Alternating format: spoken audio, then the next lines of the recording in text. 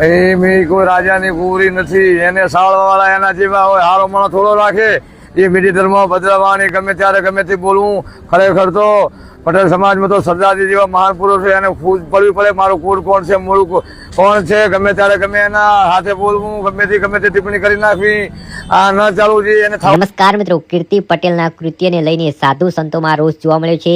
સાધુ સંતોએ ચીમકી ઉચ્ચારતા કહ્યું છે કે જો તંત્ર પગલાં નહીં લે તો અમે અખાડા બોલાવીશું અને ત્યારબાદ નિર્ણય લેવામાં આવશે. કીર્તિ પટેલને સનાતન વિરોધી સાધુ સંતોએ કહ્યું છે અને સાધુ સંતોનું કહેવું છે કે આ અગાઉ પણ તેમના નિવેદનો, તેમના મંતવ્યો આ રીતના રહ્યા છે અને સનાતન ધર્મને નુકસાન કરતા કાર્યો તેમણે કર્યા છે. ત્યારે આ મામલે તંત્ર દ્વારા કડક કાર્યવાહી કરે તેવી ચીમકી સાધુઓ દ્વારા કહેવામાં આવી રહ્યું છે. જે મિત્રો સાધુઓ શું કહી રહ્યા છે સૌ પ્રથમ તે સાંભળી લઈએ. એવી તપાસ થવી જોઈએ કે આ જે મેળો છે તો ઋષિમુનિ નાગા સંન્યાસનો મેળો છે, તો આમાં નાગા સંન્યાસી ને અંદર તો કૂદતા અંદર એ અલ્લા બલ્લા છે, એ અંદર ઘૂસી જાય નકલી કપડા પહેરીને, એટલે અમારો વાળો ન આવે. બેનો દીકરીઓ હોય એટલે એને કઈ કહેવાય પણ નહીં. એટલે એના વિશે તો ખાસ સરકારશ્રીને અને સંતોને બંનેને વિનંતી છે કે આ લોકોને દૂર રાખો. આપણા સાધુ સંતોને એક બાજુ ટિપ્પણી કરે છે અને બદનામ કરે છે ને એમને આગળ કરો છો તો ક્યારે કોણ એને સપોર્ટ આવ્યો છે એની એક તપાસ ખરેખર થવી જોઈએ.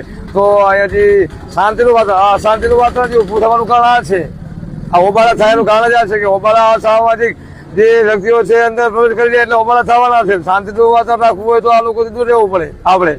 એ મારી નમ્ર અપીલ છે સૌ સંતોને, સરકારશ્રીને. જય ગિરનારી. એ મેં કોઈ રાજાની પૂરી નથી, એને સાળવાવાળા એના જેવા હોય, હારો માણસ થોડો રાખે. એ મીઠી ધર્મ ભદ્રવાની ગમે ત્યારે ગમે તે બોલવું. ખરેખર તો પટેલ સમાજમાં તો સરદારજી જેવા મહાન પુરુષ છે, એને પડવી પડે મારું કુળ કોણ છે, મૂળ કોણ છે, ગમે ત્યારે ગમે એના હાથે બોલવું, ગમે તે ટિપ્પણી કરી નાખવી, આ ન ચાલવું જોઈએ. એને થવું પડે. આપણા દેશમાં તો નારી પૂજનીય છે, નારી વંદનીય છે, એને ખુદને ભાન થવું પડે કે મારે બોલવા જેવું નહીં. એ હોવા ક્યારેક એમ કે સ્વતંત્ર મારે ટિપ્પણી વાળી, એવું થોડું કે મારી સ્વતંત્ર ગમે એના વિશે ગમે બોલ નાખવાનું.